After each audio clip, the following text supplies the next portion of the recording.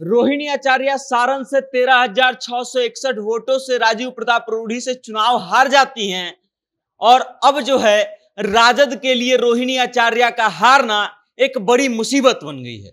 मुसीबत क्यों बन गई है?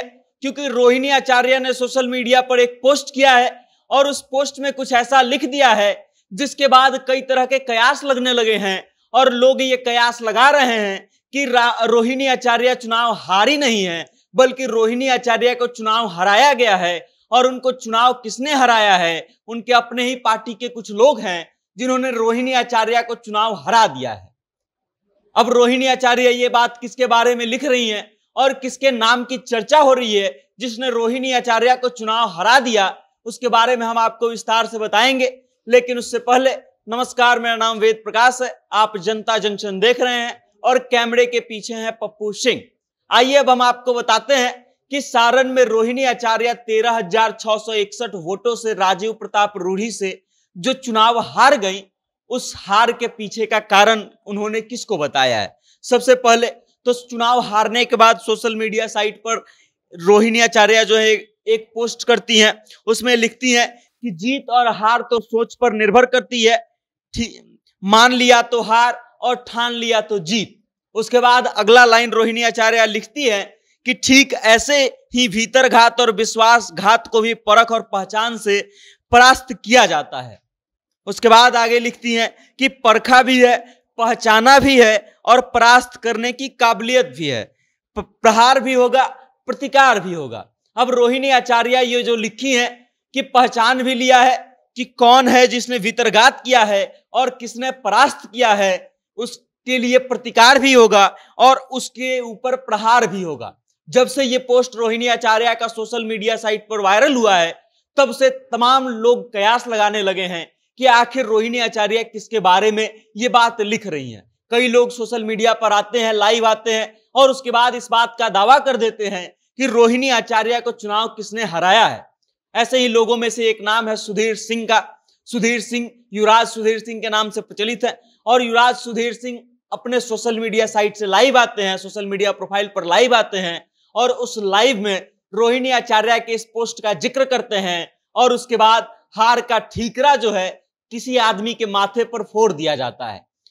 युवराज सुधीर सिंह अपने लाइव में कहते हैं कि रोहिणी आचार्य जो है चुनाव में मजबूत दिख रही थी, लेकिन चुनाव हार गई। चुनाव हारने का पीछे का जो कारण है वो दो लोग हैं। एक नाम लेते हैं कि मझौरा के वर्तमान विधायक जितेंद्र राय और दूसरा वो नाम नहीं लेते हैं, बल्कि बोलते हैं कि एक व्यक्ति हैं जो राजद के एमएलसी हैं जिन्होंने चुनाव हराने का काम किया है रोहिणी आचार्य को। उसके बाद वो इस बात का भी जिक्र करते हैं कि कैसे रणधीर सिंह जब चुनाव लड़ते थे तब भी उनको ऐसे ही लोगों के द्वारा, राजद के सपोर्टरों के द्वारा ही उनको चुनाव हराया जाता था और हराने के लिए काम किया जाता था। अब रोहिणी आचार्य चुनाव हार गई हैं, लेकिन सारण में ये मामला तुल पकड़ लिया है कि क्या सच में रोहिणी आचार्य को जितेंद्र राय चुनाव हरा दिए हैं या फिर चुनाव हराने के लिए जितेंद्र राय काम कर रहे थे। अब वास्तविकता क्या है और क्या सच में जितेंद्र राय ने चुनाव हराने का काम किया है या नहीं, ये तो वक्त आने पर पता चलेगा। लेकिन आप इतना समझ लीजिए कि रोहिणी आचार्य जितना मार्जिन से वोट से हारी है चुनाव, शायद वो चुनाव में मजबूत लड़ाई में थी। रोहिणी आचार्य वास्तव में जब लोगों के बीच में जा रही थी तो उनको देख करके लग नहीं रहा था कि ये चुनाव में कहीं से कमजोर हैं। 13,661 वोटों से मात्र चुनाव हारती हैं। बिहार में सबसे कम वोटों से चुनाव हारने का रिकॉर्ड जो है रोहिणी आचार्य बनाती हैं और उसके बाद सोशल मीडिया पर तमाम तरह से ये खबरें चलने लगती हैं कि रोहिणी आचार्य चुनाव हारी नहीं है, बल्कि रोहिणी आचार्य को राजद के समर्थकों के द्वारा चुनाव हरा दिया गया है। अब हराने के पीछे का कारण क्या है, ये तो वक्त आने पर पता चलेगा। किसने रोहिणी आचार्य को चुनाव हराया, ये भी वक्त आने पर पता चलेगा। लेकिन रोहिणी आचार्य ने सोशल मीडिया पर आकर के लिख दिया कि पहचान भी है कि किसने भीतरघात किया है और परास्त करने का कोशिश किया है और उन पे प्रहार भी किया जाएगा। अब रोहिणी आचार्य ये प्रहार कब करेंगी, कब उनको पहचानने के बाद परास्त करने का प्रयास किया जाएगा, ये तो वक्त आने पर पता चलेगा। रोहिणी आचार्य क्या इस बात की तरफ इशारा कर रही थी कि 2025 के विधानसभा चुनाव में इस बात का बदला लिया जाएगा और जिसने चुनाव हराने का काम किया है उसको भी चुनाव हरा दिया जाएगा या फिर चुनाव नहीं लड़ने दिया जाएगा। बाकी इस खबर को लेकर के आप क्या सोचते हैं? किसने रोहिणी आचार्य को चुनाव हराने का काम किया होगा? इसके बारे में आप क्या सोचते हैं? आपकी राय क्या है?